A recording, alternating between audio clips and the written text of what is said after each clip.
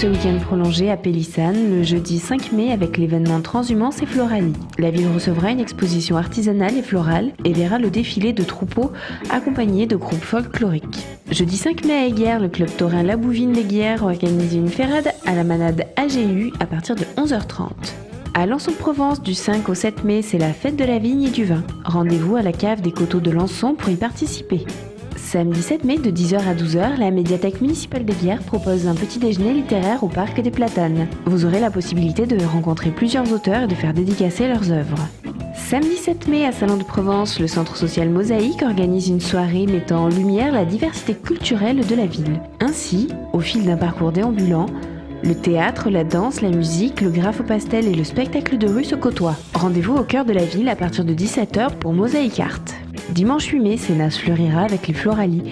Pépiniéristes et horticulteurs proposeront de nombreuses variétés de plantes en pot. Des artisans et peintres apporteront leurs œuvres florales pour parfaire cette journée.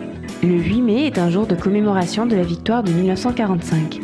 De nombreuses communes célébreront cette victoire en défilant de la mairie vers le monument aux morts, honorant ainsi la mémoire de ces femmes et de ces hommes ayant donné leur vie pour lutter contre le nazisme.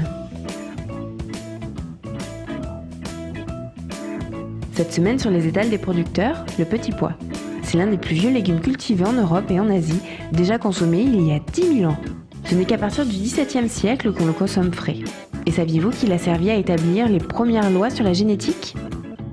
Une petite recette pour changer des petits pois carottes, les falafels aux petits pois.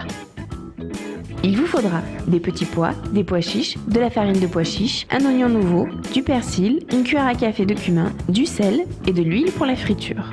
Mixez les petits pois et les pois chiches cuits avec la farine, l'oignon émincé, le persil, le cumin et un peu de sel. Formez avec l'appareil obtenu des boulettes. Faites chauffer l'huile et faites frire les falafels 3 à 4 minutes. Égouttez sur du papier absorbant. Recommencez jusqu'à épuisement des boulettes. Bon appétit! Ce week-end au jardin, on installe un poulailler. La poule, cet oiseau de basse-cour, compte de plus en plus d'adeptes. Ce gallinacé a de nombreux avantages, mais nécessite quelques attentions en retour. Dans les avantages, le plus important, elle vous fournira de bons œufs frais régulièrement. Elle vous débarrassera également des escargots, chenilles et autres petits insectes passant par son parcours. Et elle se délectera d'une partie de vos restes ou de vos mauvaises herbes. Il vous faudra toutefois une base de grains ou de granulés. En contrepartie, il faudra lui ouvrir le matin et refermer le soir l'accès au poulailler, et ce, 365 jours par an. Une poule ayant besoin de gratter et chercher sa nourriture, il lui faut impérativement un coin de jardin. Elles doivent également pouvoir accéder à un poulailler de dimensions suffisantes comprenant un pondoir et un perchoir. Vous avez le choix de soit le prendre en kit, soit établir vos plans et de le construire vous-même. Pour l'extérieur, il est en 2 parties. La volière, qui est la zone fermée proche du poulailler, et le parcours, de préférence herbeux, pour le bien-être de la poule. La volière et le poulailler doivent être régulièrement nettoyés, car si la poule attrape une maladie, elle ne pondra plus. Mais au final, on s'attache à ces drôles d'oiseaux qui peuvent vivre près de 15 ans. De plus, une grande variété de races vous permettra de trouver votre poule pour votre poulailler. La poule étant un animal grégaire, elles vivront par 2 minimum. Il faut savoir également que la poule pond des œufs, même sans coque, mais que si vous souhaitez des poussins ou si vous avez plus de 4 poules, un coq sera envisagé. Pour trouver vos poules, vous avez le choix, entre particuliers, sur des marchés, chez les producteurs et même sur internet. Alors, cote-cote ?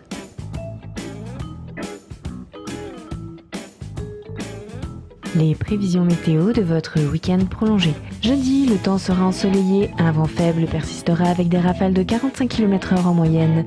Les températures seront douces avec 11 degrés le matin et jusque 23 degrés l'après-midi. Vendredi, le soleil sera accompagné de nuages. Le vent devrait toujours être raisonnable avec des rafales de 45 km/h. Les températures, plus chaudes le matin avec 13 degrés, resteront stables l'après-midi avec 22 degrés en moyenne. Samedi, le temps se couvrira laissant quelques risques d'ondées localisés. Le vent se renforcera pouvant atteindre localement 60 km/h en rafale. Les températures oscilleront entre 13 et 14 degrés le matin et entre 21 et 23 degrés l'après-midi. Dimanche, des pluies orageuses seront attendues. Le vent soufflera plus fort avec 60 km/h en rafale. Les températures seront de 13 à 14 degrés le matin et de 20 degrés l'après-midi. Bon week-end! Il y a 2 ans, Odezone rencontrait Nadia Boucharin, résistante, et Régis Garrido, président de l'Ansora, pour parler des associations du souvenir et d'anciens militaires. Alors l'Ansora, ça veut dire l'Association nationale des sous-officiers de réserve de l'armée de l'air.